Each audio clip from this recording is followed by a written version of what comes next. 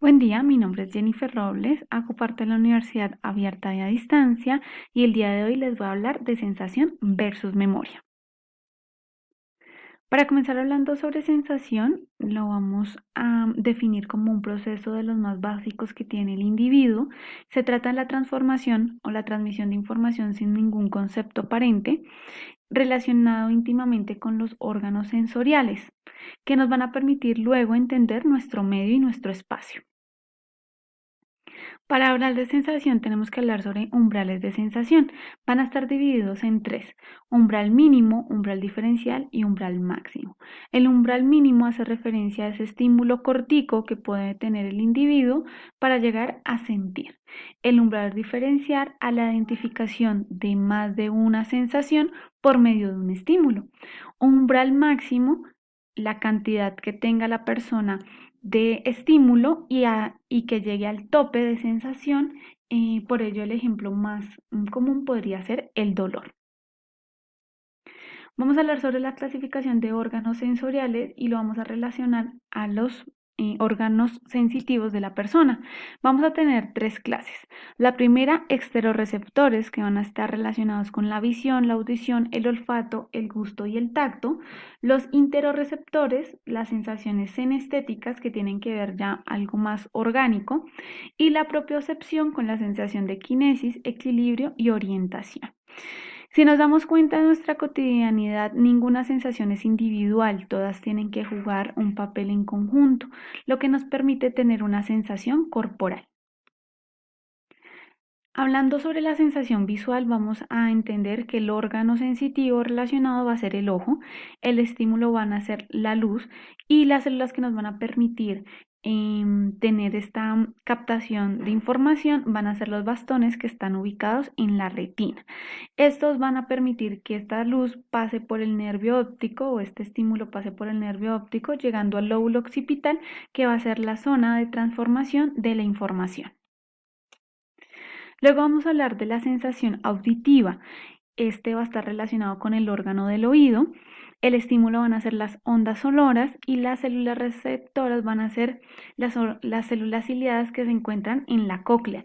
Estos son pequeños pelecillos que tienen la función de amplificadores, permitiendo que el sonido viaje hacia el nervio óptico, llegando al lóbulo temporal, donde va a estar la zona de traducción de los sonidos. Luego vamos a hablar de la sensación olfativa, que va a estar relacionada con la nariz, el estímulo, las sustancias químicas del aire. Las células receptoras se van a encontrar en el bulbo olfatorio y van a estar encargadas de pasar esta información hacia el cortex olfatorio y luego hacia el sistema límbico y el lóbulo temporal, que va a ser la zona de transformación o de captación para la identificación de olores. Vamos a hablar entonces de la sensación gustativa y para ello tenemos que tener en cuenta que la lengua está dividida para la captación de algunos sabores, como el salado, el dulce, el amargo, el ácido. Las sustancias que van a permitir esta captación van a ser las químicas que están dentro de la comida. Las células receptivas van a ser las papilas gustativas y en este caso juegan un papel importante tres nervios: el nervio facial, el nervio glosofaringio, el nervio vago, que van a permitir que esta información llegue hasta el tallo cerebral y de ahí se dirija al córtex gustativo en el lóbulo parietal, que es donde se va a encontrar la zona de transformación de los sabores. Luego va a estar la sensación táctil y este va a estar determinado por el contacto y la presión de la piel con los objetos. Las células que nos van a permitir captar estos estímulos son los mecanorreceptores, donde nuestro sistema nervioso va a tener un papel bien importante porque todo lo van a centrar en la médula y de ahí va a llegar hasta nuestro cerebro en el lóbulo parietal, donde se va a transformar.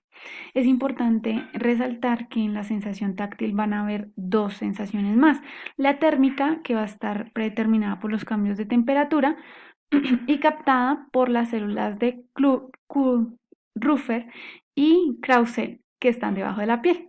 Las sensaciones doloríficas, que van a estar determinadas por los daños en la piel, y las células receptoras van a ser los nociceptores, que también van a estar por debajo de la piel. Ya hablando como tal de las sensaciones sinestéticas, que están relacionadas con los órganos, van a estar estimulados por nuestras necesidades fisiológicas, por ejemplo, la sed, la saciedad, el hambre. Las células receptoras van a ser las terminaciones nerviosas de las membranas de los órganos internos. Y está relacionado con la traducción, el hipotálamo ubicado en el cerebro, que nos va a permitir transformar toda esa información y poderla generar como estímulo. Las sensaciones propioreceptivas, que hacen referencia a nuestra posición corporal, vamos a encontrar entonces la sensación de orientación, que está relacionada a nuestro cuerpo con nuestro medio. Los estímulos van a ser las posturas corporales. Las células receptoras van a estar ubicadas en los semicírculos del oído interno y el órgano vestibular, permitiendo que el nervio vestibular lleve la información hasta nuestro cerebro. La sensación de equilibrio, que está relacionada con los cambios de posición de nuestro cuerpo, también va a estar relacionada con las células receptoras ubicadas en el órgano vestibular, y el nervio vestibular también está relacionado con la movilización de esta información hasta nuestro cerebro.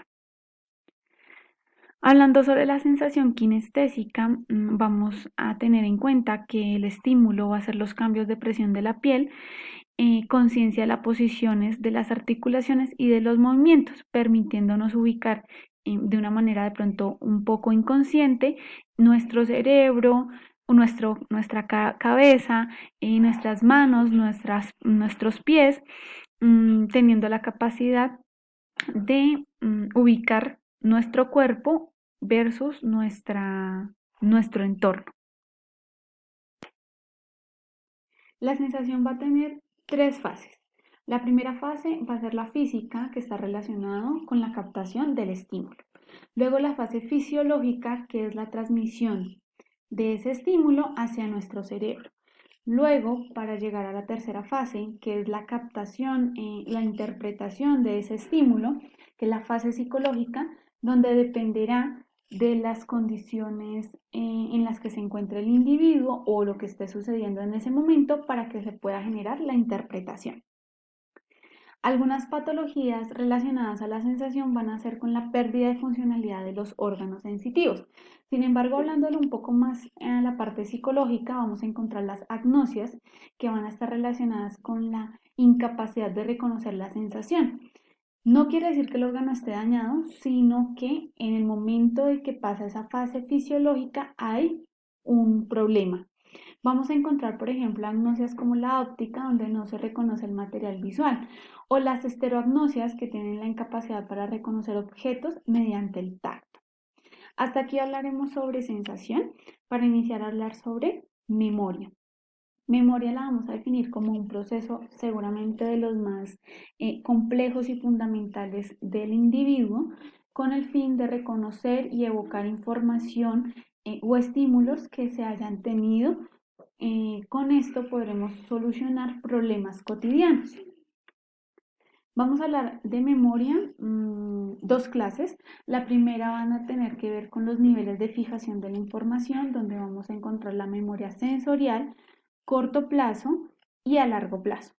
La memoria, según el reconocimiento de hechos, vamos a encontrar la memoria anterógrada, retrógrada y anterorretrógrada.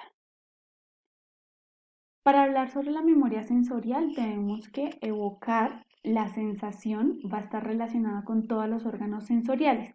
La memoria sensorial va a estar dividida en 2, memoria icónica y memoria ecónica, que básicamente es la identificación de imágenes y de sonidos que van a quedar guardados en estas zonas.